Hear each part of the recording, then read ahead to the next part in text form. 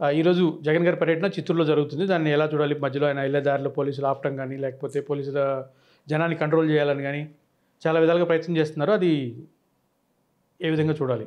ప్రయత్నిస్తే పోయేదేముందని పోలీసులు ప్రయత్నిస్తున్నారు.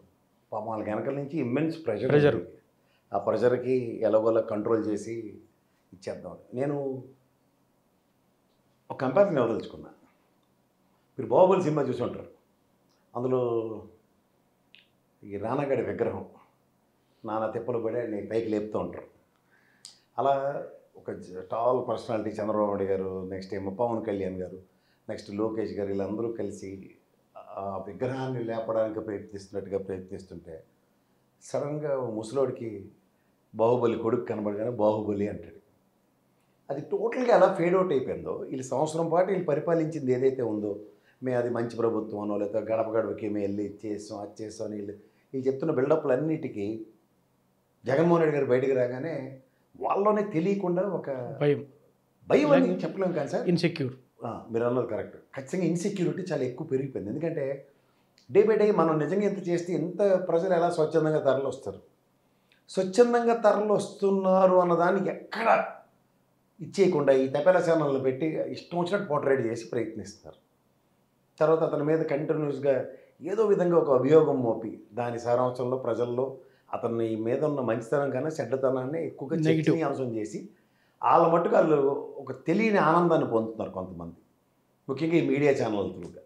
సో ఈ నెగిటివ్ బొంబార్డింగ్తో అసలు వాస్తవం ఏం జరిగిందంటే, ఇవాళ నేను కొన్ని డిబేట్లు చూస్తే నాకు ఎక్కడ ఆశ్చర్యం వేస్తుందంటే, వాళ్ళు తిరిగి సీరియస్ అయిపోతుంటారు. ఏది తనలోగా ₹4 ఇచ్చారు కదా, ఆల్రెడీ ఇంకేటి ₹6 ఇచ్చారు, ఇంకా వాళ్ళు పల్ప్ కంపెనీలు ఇవైపోయి అదే అయిపోయి అని చెప్పేస్తున్నారు.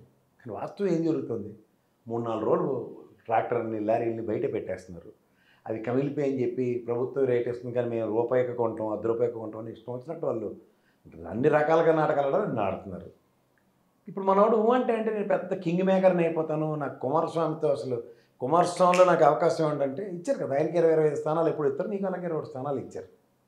మనోడు యాక్చువల్గా కోయిలేషన్ గవర్నమెంట్లో ఉంటూ కూడా ఒకే ఒక్క ఎంపీ గెలిచి ఆయన కేంద్ర ఉక్కు మంత్రి అయ్యుండి కూడా శివరాజ్ సింగ్ చౌహాన్ గారికి ఉత్తరం రాసి వ్యవసాయ క్షేత్రాల్లో ఉన్న ఈ మామిడి పంటలకి ₹16.16 2,52,000 మెట్రిక్ టన్నులు ప్రభుత్వ పరంగా కొనడానికి ఆయన కార్యాచరణ చేస్తే మన పవన్ కళ్యాణ్ ఏంటి చేస్తుంటే గుడ్డుగురానికి ఏమైనా ఫలితం అవుతుందా?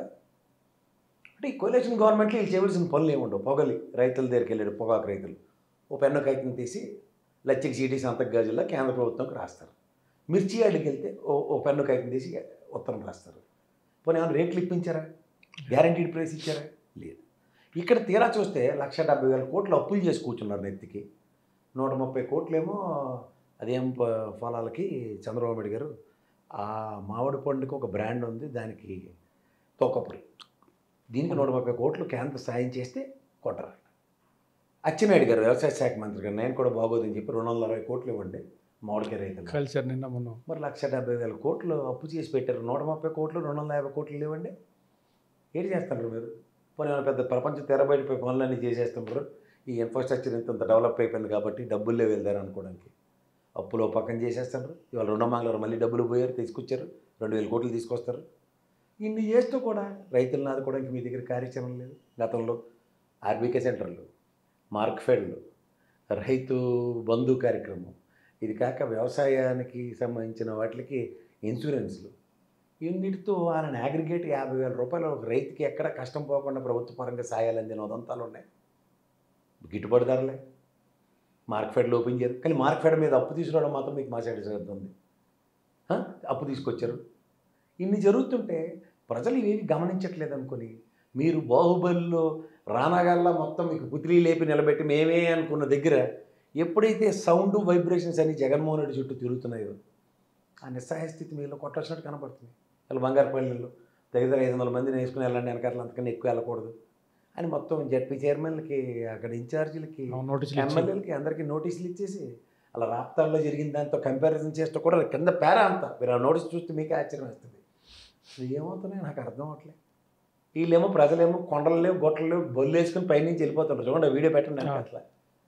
ఈ విధంగా జనాలు తొందరగా తరలవుతుంటే మీరు ఏం నిలువరించగలరు? ట్రై చేయండి, ఏముంది. మా అయితే ఒక దెబ్బలు తగిలే పోలీసులు గలాబు చేస్తే పడిపోయినోడి దగ్గరికి వెళ్ళనివ్వరు, వెళ్ళకపోతే ఏమవుతుంది? మళ్ళీ మీ వాళ్ళు రెడీగా ఉంటారు. జాలి దయ లేదు, కనికారం కూడా లేదు, ఒక బండి కింద పడిపోతే వెళ్ళిపోతాడా అంటారు. దిగితే ఒక బాధ, దిగితే వెళ్ళనెవరు, దిగలేదని ఏడుపు. అసలు జరగని దానికి దిగాల్సిన అవసరం ఏంద్ర బాబు అని హైకోర్టులో చెప్పినా సరే మా కథే బాగుందని ఈ కథను రక్తి కట్టించడానికి పొంకాలుగా నడుపుతున్నారు. ఓవరాల్గా ఈ బంగారపాళ్యం పర్యటన ఇంకా మొదలైంది. జనసందోహాలు కనబడుతున్నాయి. నిలువరించి ఎంతమందికి నోటీసులు ఇస్తారో ఇవ్వండి. సత్తెనపల్లిలో 113, ఆల్రెడీ నేను 500 మందికి గృహ నిర్బంధాలు అన్నీ ఇస్తూ ఉన్నాం. ఓవరాల్గా 500 మందికి రౌడీ షీట్లు కూడా ఓపెన్ చేస్తున్నారు. ఎంతమంది మీద ఓపెన్ చేస్తారో చూద్దాం. ప్రజలు వస్తున్నారు. రైతుల వ్యతలు నిజంగా చెప్పాలంటే జగన్మోహన్ రెడ్డి ఏ రైతు సమస్య మీద వస్తానన్నప్పుడు దాకా మీకు పెన్ను కాగితం బయటికి రావట్లేదు. ఆయన ప్రకటించిన తర్వాత వీళ్ళు 4 రూపీస్ సబ్సిడీ అనౌన్స్ చేశారు. అది కూడా కంటి తుడుపు జరిగింది. అవును. మనం ఏమైనా జరిగి చచ్చిపోయంటే లేవు. ఇవాళ ట్రాక్టర్లను ఎక్కడికక్కడ నిలువరించారు. ఏమనంటే ఏంటి చెప్తున్నారు, మామిడికాయల కింద మనుషులు దాంకుని. కామెడీకి కూడా అర్థం ఉండాలి. వాళ్ళు రాఘవేంద్ర సినిమా చూసి ఉంటారు. రాత్రి అక్కడ మనుషుల మీద కాయలు పళ్ళు వేయడం అలవాటు కదా ముసలోడికి. అదే అలవాటుతో వీళ్ళకి మొత్తం లారీల కింద వాటి కింద ఇట్లా మామిడికాయల కింద ఉన్నారంటే రాత్రి పుష్ప సినిమాలు రాఘవేంద్ర సినిమాలు చూస్తే ఇలాగే బుర్రపాడైపోయి ఉంటుంది. వేసుకుని చూడండి, లోడ్ మామిడికాయలు వేసుకుని పడుకోండి లారీ కింద. తెలుసు ప్రాక్టికల్గా ఏముండదో లేదు. ముందు ఈ తెపల ఛానల్కి వార్త వేసి కొట్టండి రా అంటే కొట్టేస్తారు. దీనింది దూడగట్టి ఏం చెప్పాలి సార్, ఏం చెప్పాలి? ఈ దిగ్బంధాలు నిర్బంధాలు. ఇది ప్రజాస్వామ్యంలో ఉన్నామని ఎప్పటికప్పుడు మనం ఒళ్ళిగిల్లుకొని ప్రజాస్వామ్యంలో ఉన్నామట అని అనుకుని కూర్చోండి. 500 మంది వెళ్ళండి, 200 మంది వెళ్ళండి. ఎంతమంది ఫ్లెక్సీలు చింపేశారు పోలీసులే పొక్కలేండి పెట్టి. ఇటు తోరణాలు కడితేనే పెళ్ళే, ఏం రిజిస్టర్ మ్యారేజ్లు అవ్వట్లేదా? ఫ్లెక్సీ లేకపోయినా ఏ ఫ్లెక్సీల కోసం ఎవడో నాయకుడు స్థానికంగా డెటెన్షన్ ఆయన దృష్టిలో పడతాడు, పాపం ఫ్లెక్సీ పెట్టుకుంటాడు.